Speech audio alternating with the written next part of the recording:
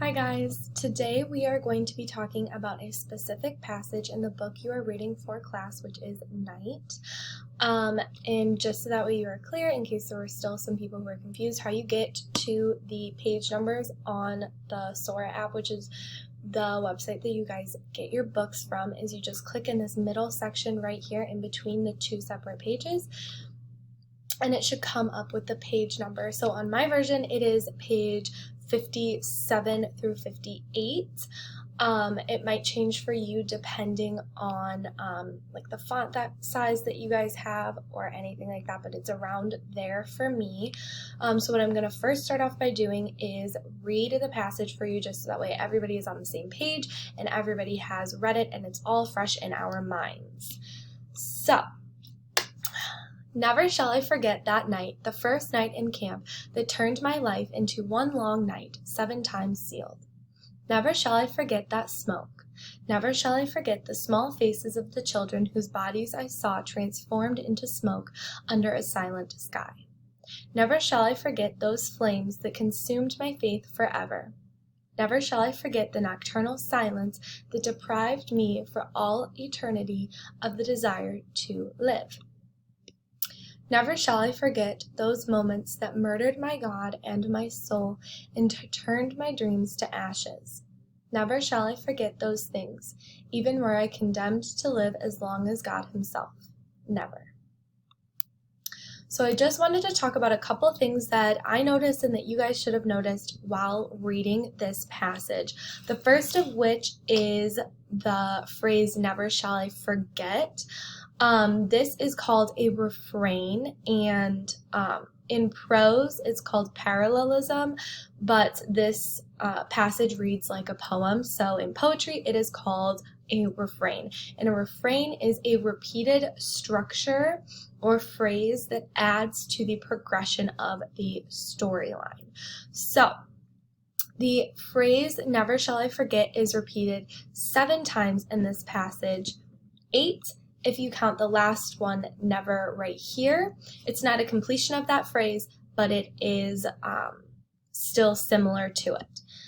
So the next thing that I would like to bring to your guys' attention is a motif, and a motif is a repeated phrase that holds symbolic meaning, or it is a repeated metaphor. The word night is repeated a lot throughout this entire book. Specifically in this passage, it is repeated 3 times, but words that are surrounding the idea of night, as in the time of day, is repeated 6 times total. So the motif itself, night, is not talking about the time of day. It's talking about a feeling of darkness and solitude. So that's repeated a couple times throughout this entire passage. So it is repeated 3 times in the first sentence, and those are the 3 times that the word night is specifically mentioned. The next 3 are things that are kind of related to the word night. So I'm going to bring your attention to this right here, silent sky. Silent sky, a lot of times night, sorry, that's my cat. A lot of times night is seen as like a dark, silent, very calm feeling in a sense. So that silent sky relates back to night. Sorry, she's scratching on my chair. Okay, the next thing that I'm going to bring your attention to is the word nocturnal. Nocturnal is used for night. It just means like nighttime, or things come out at night. The next one and the last one I'm going to bring your attention to is the word dreams. And if you're thinking of night in the literal sense, as in the opposite of day, you dream when you're at night because that is when you sleep. So that is the 6th and final time that something surrounding night is mentioned.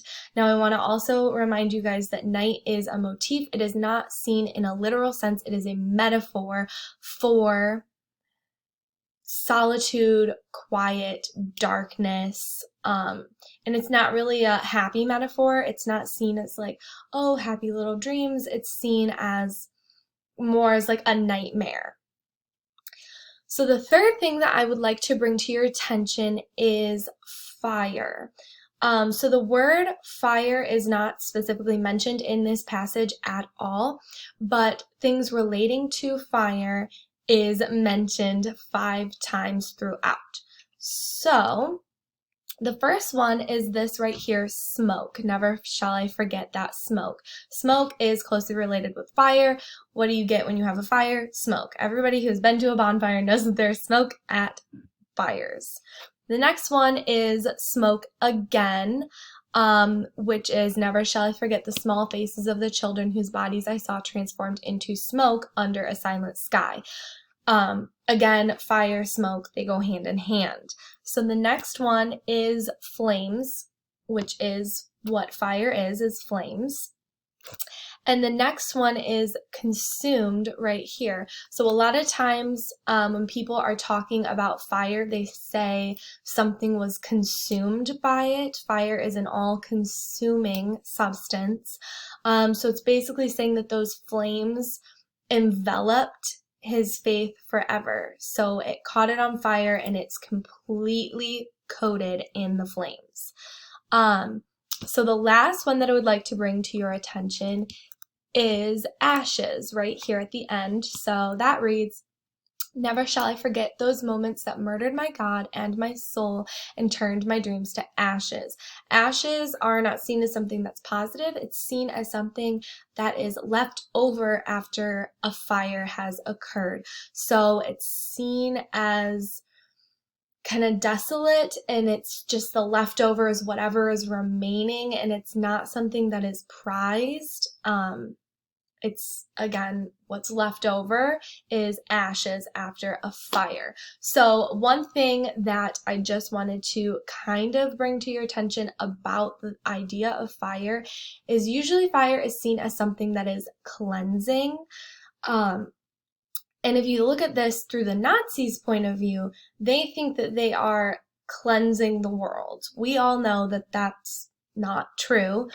But the Nazis see it as cleansing, but you can also see fire as destructive. And so you kind of see these two different beliefs where the Nazis are saying that, you know, fire is really cleansing, but the Jewish people are saying, no, this is destructive and ruins things. So that's just like two separate ways that people of this time could think of. And obviously our narrator in this book is talking about it as it being destructive, all-consuming, and just destroying everything in its path. So the last thing that I wanted to talk about is God and faith. So throughout this entire book, we have really seen that faith is super duper important to our narrator. So important. His life revolves around faith. And so the word God, or rather the person God, is mentioned twice in this passage. However, things kind of relating to faith and in the same idea, same category as God and faith and religion, is a total of 5 times in this passage. So the first one is the word, where is it? 7. Right here. 7 is seen as a very religious number. It's mentioned a lot throughout the Bible. So it's seen as a very religious and sacred number. And so it's very important that he said turned his life into one long night, 7 times sealed. It's very religious meaning behind that number. The next one is right here, right after consumed my faith. So faith, again, goes hand in hand with religion. If you are religious, you have faith. The next one is eternity. So God is seen as an eternal figure. He is, all living. And so eternity is seen as something that's kind of related to God because he is an eternal figure. So the next one I would like to mention is the last 2 are God himself. So this is never shall I forget those moments that murdered my God. So again, God is very important to him in his faith, in his belief system. And he is saying that these moments that are occurring that he's telling us about have murdered that. They've murdered his God, but they've also murdered his faith in God. So that's super important, and it's super heavy to think about, that something like this could happen and it could ruin somebody's faith. So again, right down here, God is mentioned again. Never shall I forget those things, even were I condemned to live as long as God himself.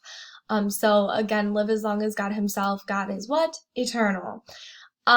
So those are the things that I just wanted to mention. This is kind of just talking about different literary devices that were used in this passage of the book. That's really important to get a base understanding before we can hop into the second video and talk about the meaning behind things. So this is super important for you guys to understand, and the terms are really important for you guys to understand too. I'm just going to go over quickly the terms that we kind of covered a little bit. So the first one is refrain, which again is seen in poetry, and it is a repeated structure that adds to the progression of the story itself. So the never shall I forget added to the progression of this story because it's showing that this is a very important and impactful moment in this book and in his life. And again, parallelism and refrain are the same thing. One is just referring to it in poetry and one is referring to it in prose. So parallelism is prose.